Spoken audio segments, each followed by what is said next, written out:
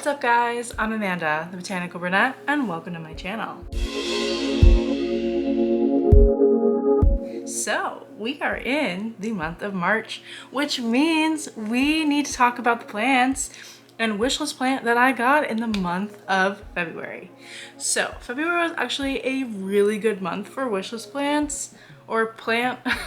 So I actually wound up getting one of my ultimate wishlist plants, a plant that I have been wanting for such a long time, and it was a plant honestly that I never thought I would be able to get. This plant is actually one of those plants that like I would see all over like Instagram and stuff like that, and I just never could find it in any plant shops, any online plant shops, anything like that. I just could not find this plant. But I wound up getting this plant, one of my Etsy sellers that I trust, I wound up buying from, and it was a really good price, and I'm really excited to show you what plant I got. So this plant haul is going to be a little bit different just because I have a little story to tell you guys about my wishlist plant. So I'll kind of get into that while I'm doing my unboxing. So I actually got my wishlist plant, the original wishlist plant, about a month ago. I actually bought it like literally like the first couple of days of February. I wound up buying it. I was actually sitting on it for like half of January, and I was like, you know what, I feel like this is gonna sell out, and when it does, I don't know if it's going to restock. So I'm like, I need to just jump on it and buy it. So I did wait until February to get it, but I jumped on it like literally like February 2nd or 3rd I bought it. So I got it around Valentine's Day, and basically it just kind of started to decline. But like I said, I'll get into that as I'm doing my unboxing, because I just got a new version of that plant. The seller actually wound up sending me another plant, which was really nice of them. So I am really excited to do a wishlist plant unboxing. I also did get another plant. So the other plant is a wishlist plant of mine that didn't make the wishlist plant cut for this year, but it's a wishlist plant that I've been wanting for a while. It just kind of slipped my mind, honestly. So, and I have some fun like DIY intentions with that, so we'll get into that in just a few minutes. And also, I am recording in my bedroom / office. My husband has been on calls nonstop, so the next couple of videos will probably be in this setting. As you can see, my office is like still super planty, so you guys can still get a really nice aesthetic background. But let's get into it. Let's talk about the plant that I got in the month of February, and let's do an unboxing and I'll show you the big reveal. All right guys, here it is. I'm so excited. You have no idea. So when I first, like I said, I just got this plant like literally 15 minutes ago. It got dropped off at my door. So I haven't even opened it. It's still completely sealed off. I cannot wait. All right, so let's get into it. Let's cut it open and let's see what plant might be inside.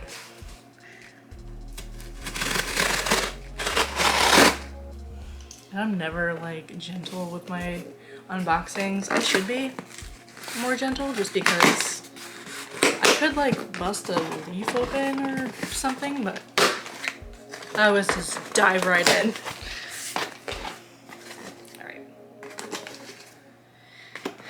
So we got a little receipt here, and it's such like nicely packaged. You guys still have no idea what plant it is. I'm gonna pull this back out. And the first plant that I got from this seller, the first wishlist plant that I got in the beginning of the month, was beautiful, and I'm so sad that it wound up kind of dying. I'll show you what I have left of that plant, so you guys can kind of see like what I'm doing for it.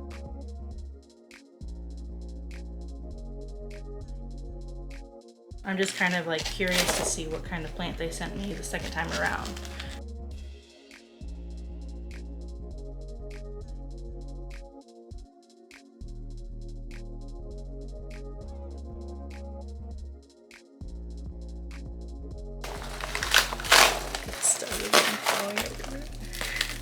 All right, guys. So here is my It's still stuck to the box. But here is my Alocasia zebrina. Oh my gosh.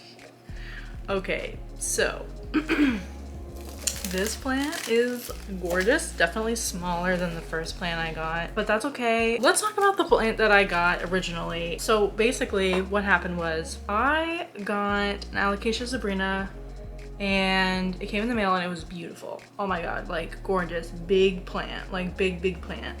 And I was so happy to get it, and I was actually so excited to get it that I actually, if you follow me on Instagram, you kind of already know that I have an Alocasia zebrina because I already shared it. I already like let you guys know about it. I usually try to keep it a secret. I try my hardest. Sometimes it's really hard because I get so excited and I want to share it with you guys. But yeah, I wound up just sharing it immediately. But yeah, so let me put this gorgeous little baby down. I'm actually really excited about this plant. Like, I'm really excited to see like this plant grow and everything like that. Like, I'm so excited. I'm so excited. This plant actually, I'm kind of looking at it and it may not have. The one thing that I am noticing about this plant is it doesn't have a growing stem. So I don't know if that was detached or what, or I'm just not seeing it, but I hope that this isn't just like a dud and it doesn't have another growing stem, because I'm going to be really upset about that. So we'll put this plant down so I can show you the plant that I got originally and the plant that wound up root rotting. And I also found something else on it, but we'll show you. So this is the original Alocasia zebrina that I got. Now you can see it's like a lot bigger, it's a lot more plump and everything, but it wound up root rotting all the roots. I got I think it was like 4 or 5 leaf plant, and that plant wound up like every leaf, pretty much like every like other day, another leaf would like yellow and kind of turn off, which this one's already starting to kind of yellow and not do super great. So when I get a plant, whenever I get a new plant in my collection, I always make sure that I give it that acclimation time. So I always take the plant out and I kind of immediately just put it in my plant room, but kind of away from all the other plants, at least like 5 to 10 feet away from all the other plants, just to make sure that it doesn't basically like spread if it has any pests or anything like that. So I put that in there, and I sometimes will treat the plant.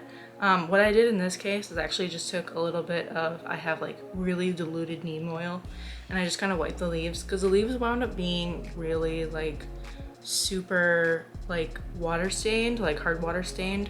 So I wanted to kind of like shine up the leaves and stuff and kind of get it to my standard in my collection and kind of let it adapt. What I normally do is I do take the plant out of the nursery pot. I don't repot it immediately in most cases. I normally will take the plant out and just check the roots and just make sure they're doing okay.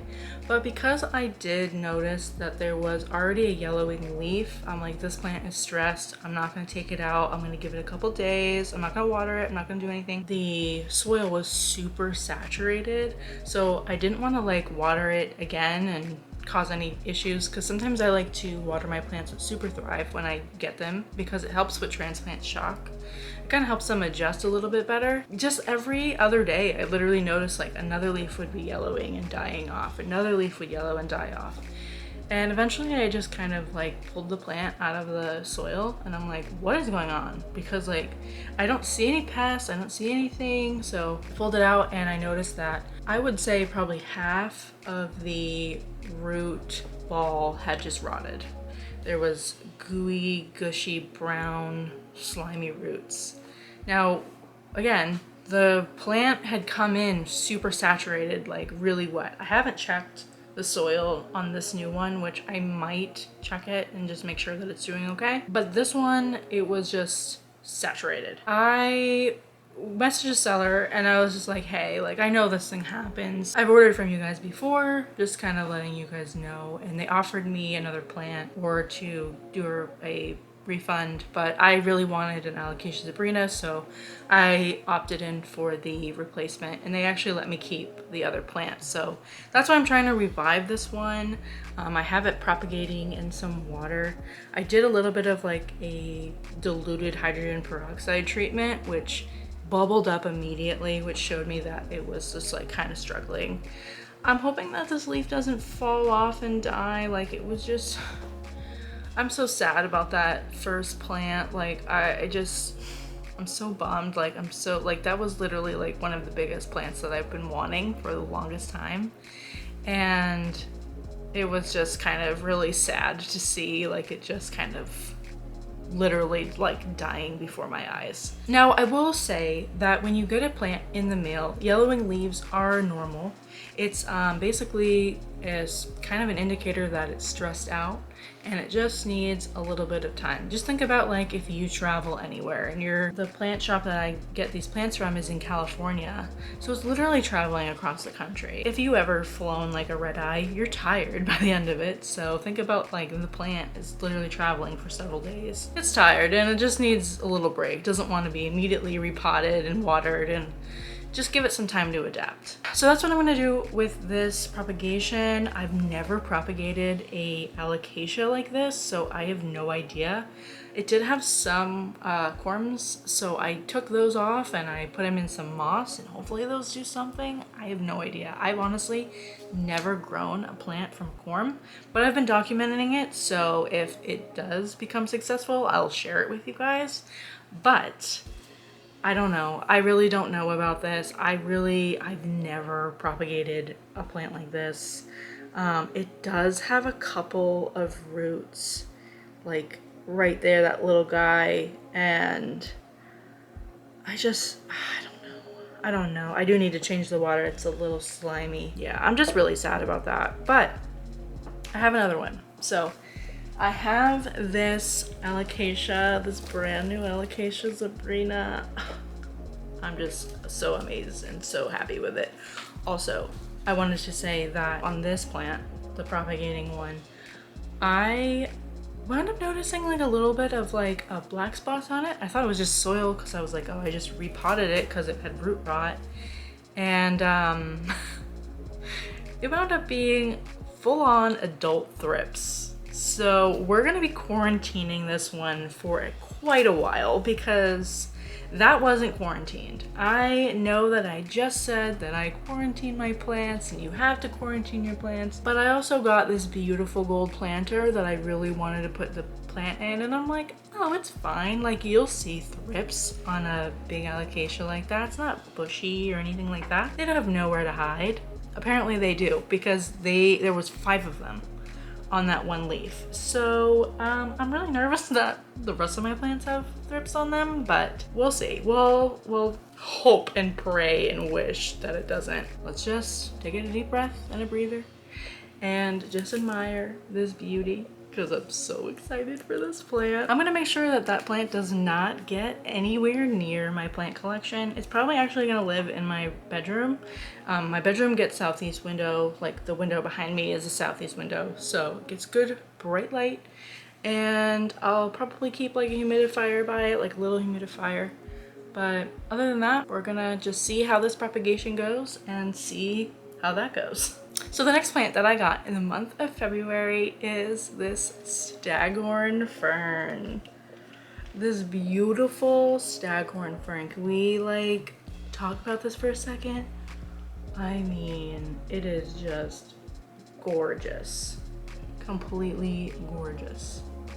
So I've been wanting a Staghorn Fern for a long time. I went into Lowe's one day and I was like, oh my god, I want to get this. And I wound up putting it back. I put it back because I'm like, I don't need it. I don't need it.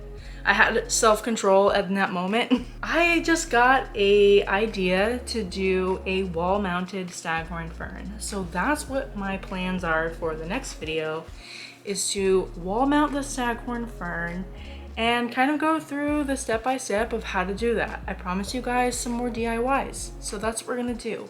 We're gonna do more DIYs, and this is going to be the first one. So I'm really excited to like share that with you guys. It's gonna be a very amateur DIY because I've never wall mounted a Staghorn Fern, but I've watched probably 1,000 videos so far on like different techniques, different ways, and I'm kind of gonna combine all of those and turn them into my own way. So stay tuned for that if you'd like to see that. But I'm just like, I cannot believe this. And I got this plant for $7. Like, how can you pass this up? Like, and it was the biggest one that they had. They had kind of Staghorn Ferns that were a little bit more sad, but this one, I just like, I went and I gravitated towards it. This is also quarantining right now, so actually it'll be on the wall away from most of my plants, so it will still be quarantined. I did notice some fungus gnats on it, but that's all I've really seen. I did also cut off a lot of the kind of the base of this plant just because it was all kind of like mushy and brown. I did check the root, like they're not rotted, but you know, Lowe's and Home Depot, they don't always take care of their plants. They kind of just, I feel like most of them are like drowning in like a bucket of water. This is just, I'm really excited to do this for you guys. Like, I cannot wait. Like, I'm so excited. So those are the two plants that I got in the month of February. So I'm really excited to watch both of them grow, but more importantly, my alocasia zebrina, I am just really hoping that that plant just bounces back, and we're gonna be talking about this later and it's gonna be nothing. And also to watch that little alocasia zebrina grow, I'm just really excited and I'm really happy to just kind of add that to my collection. So for the month of February, I spent $51, which means I am $1 over budget, which is totally fine. It's totally fine, guys. Like, whatever, $1 is $1. It's not a big deal. That's it. I mean, those are the plants that I got in February. I'm so excited, and yeah. So again, stay tuned for the next video where I'm going to wall mount my Staghorn Fern. And also, I want to know in the comments, what plants did you get for the month of February? I want to kind of talk about it and see if you guys got any wish list plants. So that's it for today. I hope you guys all have a great day and stay botanical.